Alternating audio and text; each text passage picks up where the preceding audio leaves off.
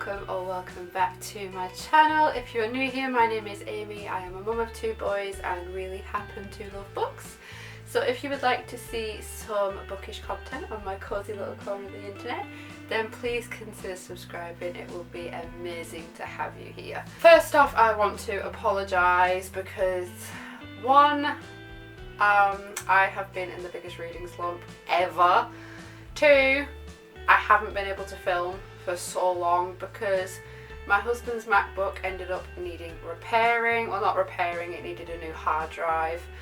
And my dad-in-law, when he restored the apps, he forgot to restore iMovie, which is what I use to edit these videos. So I'm so sorry that it has taken me so long to get a video out to you guys. I'm hoping that this is the end of the issues now. But oh my gosh, this has just been a whirlwind of a couple of months. I've been preparing for getting my youngest ready for nursery and preparing to go back to work, preparing for our holiday. We're going on a little Centre Parks holiday next week, so I'm trying to get everything packed for that. My husband's away at the minute. It's just, my mind's a bit overwhelmed, and I have been in a bit of a reading slump as well, which has not helped.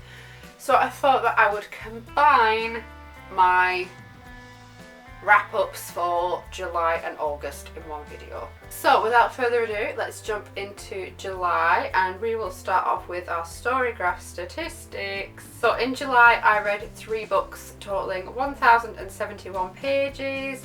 Moods were mysterious, reflective, adventurous, emotional and dark. I had 1 fast-paced and 2 medium-paced. 100% of the books were 300 to 499 pages. All fiction. Genres were literary, magical realism, young adult, mystery and historical.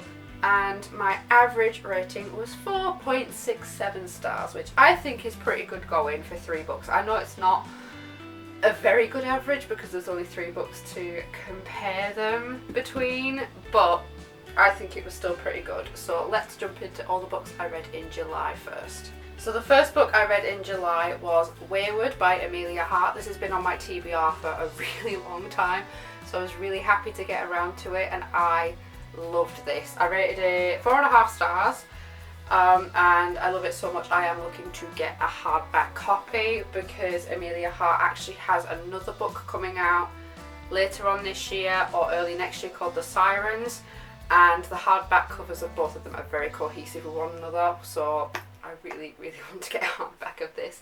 So this follows 3 separate timelines. So we follow Kate, who has fled an abusive relationship, which is modern day, like 2019.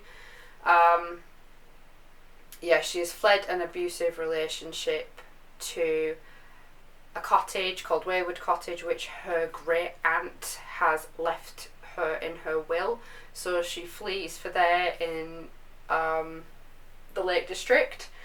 We also follow Violet, who is being raised in 1940. She's a young woman and she's basically being expected to stick to society's norms, but she doesn't want to do that. She wants to go and study bugs and plants and how the world works. She does not want to be confined to being a housewife and having children and getting married. We follow Altha in 1619 and she is on trial for witchcraft because of the death of a local man in the village. And this book does explore a lot of misogyny and patriarchy and how that can ruin women's lives. There is a lot of sensitive subjects in this book, which is why I took half a star off, because I did find myself getting very uncomfortable at some of the topics. I did find some of them quite triggering. So if you want to read this book, please research trigger warnings for this. There is mentions of SA and inducing abortion and trying to get rid of pregnancies, which was very traumatic to read, but it does, my rule is if it makes you uncomfortable, it's written well. And if it explores uncomfortable topics, then it is doing right by people who have experienced those difficult things. So this was an amazing read. However uncomfortable it was fantastic. And the ending of this book, it just came around full circle, I found, and I thought it was such a gorgeous ending. So if you want to read books that kind of includes witchcraft, well actually it doesn't kind of include witchcraft, it does include witchcraft, and about women getting their own back, a bit of woman power, definitely read this. It was such a fantastic read. So the next book I read, I rated 5 stars. I absolutely loved this, and I'm actually tempted to get a tattoo with one of the quotes from this book, which is "Dream big, little bird." And the book is Daisy Jones and the Six by Taylor Jenkins Reid. 5-star read. I absolutely adored it. It was just, this was such a good summer read because it's set in like the 70s, like sex, drugs, rock and roll, going on music tours around the country, and for some reason that just gives me summer vibes. So we follow originally a band called The Six, formed by brothers Billy and Graham Dunn, and they are doing well, but their manager thinks that they would do even better if they added another layer to their music. So they hire Daisy Jones as a singer. So they're kind of like cruising along, they're struggling to get their big breaks, but then once they cross paths, that's like they're overnight superstars, and it just explores how destructive the rock and roll lifestyle can be, like the drink, the drugs, the romance. It explores their eventual downfall because of those topics, so getting sober, getting clean from drugs and alcohol, wanting to start a family, like putting your musical interests behind what you really want in life, like wanting to start a family or getting clean. And this explores their rise and downfall, and I thought that this was actually such a good book. And what I really liked is that it's written in like an interview style. I don't know if you can see, and there is a reason for that, which you do find out at the end of the book, and I really like that kind of interview style. I thought it was a really nice touch. So yeah, definite summer read. I would put this on any summer TBR. If you were looking for a super summery cool book to read, I would read this. And the last book I read in July was The Hawthorne Legacy by Jennifer Lynn Barnes. I was obsessed with the Inheritance games. I loved it so much, and I just wanted to jump back into that world. So I thought I'd read a couple more books just to kind of give my brain a break, and then I jumped straight back in. I could not resist.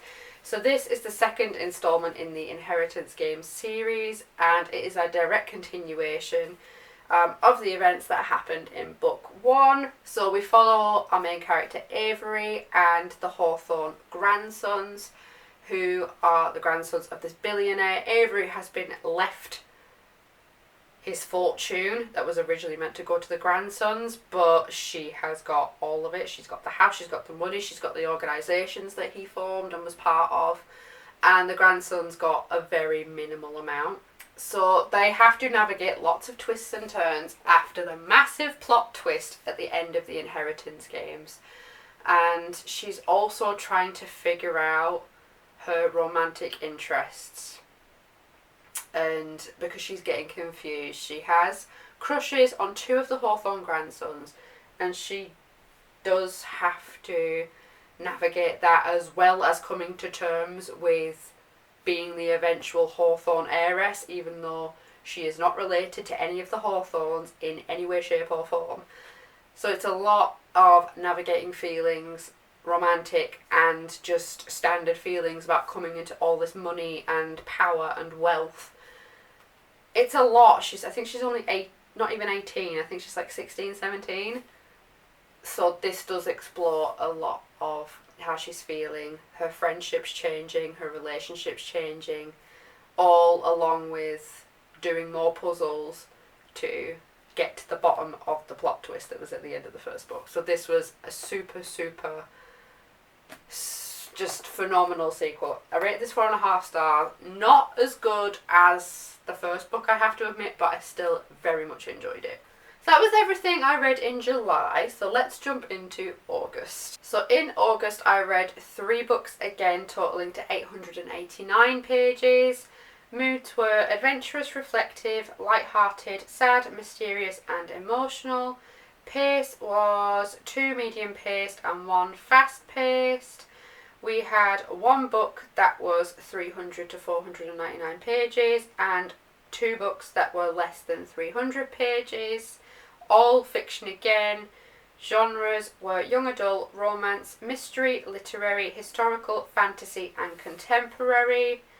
And my average rating for August was 4.33 stars, which again is pretty good, but I only read 3 books, so there isn't that much comparison to make. But let's jump into all the books I read in August. But I was so obsessed with the Inheritance games, so I read the Hawthorne Legacy, and then I couldn't get out of that world, so I had to read The Final Gambit by Jennifer Lynn Barnes, which is the 3rd and final book in the original Inheritance Games series. So she has released more books. There is kind of like a spin-off book, which is kind of like a sequel to the series called The Brothers Hawthorne, and she's also released another one called The Grandest Game, which does have things to do with the ending of this book. So I'm not sure if it's following the same characters. I'll need to pick it up and have a look. But this is The Final Gambit. I rated this 4.5 stars again. Not as good as the original, but it was still fantastic, and I felt like it ended on a really good note. After going through all the puzzles and riddles and everything in book 2, and the events of book 2, she gets an unexpected visitor at her door. I can't say who it is because it would spoil everything from the previous books, but it's someone she is not expecting. And then as soon as this visitor comes to call, her life then hangs in the balance. She's got attempts on her life, she's got people after her, she's got people trying to destroy her reputation just before she is about to inherit these millions and the Hawthorne house, and everything just hangs in the balance. And she also needs to decide where her heart lies before she inherits and becomes the true heiress of Hawthorne House and his millions. Like, it's just, the feelings explored in this book are, I think, very, very real. Like, imagine having a crush on 2 of the people that you are kind of rivals with, but they also have feelings for you, but then you are also trying to tackle this person showing up at your door, your world trying to be torn down around you, and just trying to navigate also coming into millions of dollars as well. That's so many things to concentrate on as a 17, almost 18-year-old. And I felt like the ending of this book was a great end to the series, but it does also continue very well into The Grandest Game, I believe. So I would recommend this series to anyone. It was absolutely fantastic and I thoroughly enjoyed myself reading it. So these next 2 were quite short because, like I said, I was in a very big reading slump and I just didn't want to read anything hefty. So I decided to pick up 2 short books, and the first one was Stardust by Neil Gaiman. I rated this 4 stars. Unfortunately, I didn't enjoy it as much as I wanted to. I think it's because I was trying to base it off the movie and make comparisons with the movie, which I absolutely loved. This had some steamy scenes in it, and the movie doesn't have steamy scenes at all. And like in the first couple of chapters, there's smut, and I was like, no, this is not what I expected at all. But anyways, we follow Tristan. That's how it's spelled in the book, Tristan. But in the movie, he's called Tristan. So we follow Tristan, and his lover Victoria, and they see a star fall out of the sky, and in exchange for Victoria's hand in marriage, Tristan says that he will go and find this star for Victoria and bring it back to her if she will marry him. She agrees, so he goes on this adventure beyond the land of Wall, which is where he lives, into the land of Fairy. And he goes on this adventure to find this star to then bring her back. And it jumps him into a world of peril and adventure. and it is just so, it was a great read. It was just not as magical as I had hoped, which, oh, it makes me so sad to say. But the artwork in this is gorgeous. Like, every start of the chapter, it's got one of these pages, and the cover as well. It's just gorgeous. I absolutely love it. It's very magical. But I just wish I enjoyed this a little bit more. It was still great, just not as great as I thought it would be. So 4 stars for Stardust. And then the last book that I read, this was my most recent read, and this destroyed me. This absolutely destroyed me. My best friend Emma recommended this to me, and I really wish she hadn't, because it just destroyed me mentally. It's Normal People by Sally Rooney. This book was a whirlwind, you guys. Honestly, this was the most frustrating book I have ever read. I rated it 4.5 stars. It was almost perfection. Almost. I would have rated it 5 stars if it had a different ending. If you know, you know. So we follow Marianne and Connell. They are the same age. They go to the same school, but they just don't speak to each other. They don't really acknowledge each other. Marianne is seen as a bit of a freak and very different. No one really speaks to her, and her mum is seen as a bit odd. She's very, very rich. She comes from a very rich, well-to-do background. And Connell, his mum, a single mum, is just getting by, but she is actually a cleaner at Marianne's house. And Connell goes to pick up his mum one day, and him and Marianne strike up a conversation. And from there, they have this very complicated relationship. They're not together, they're not friends with benefits. They are having relations with each other, but they don't know where they stand with one another. So they start seeing each other, having sex, but they just don't know where they stand. At some points they say I love you to each other, but it never really goes beyond that. They're just kind of dipping in and out of each other's lives.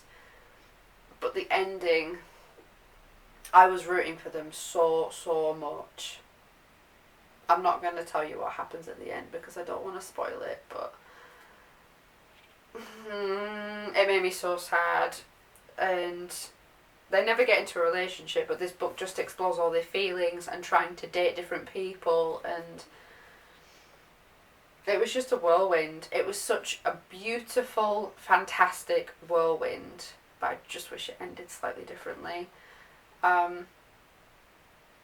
Yeah, I would recommend this to anyone. I'm not big into romance, I'm not big into contemporary, but this was absolutely fantastic. So definitely would recommend Normal People by Sally Rooney. So that was all the books that I read in July and August. Not been the best couple of months for reading, I have to admit, but I've already read 1 book, and we are, how many days into September?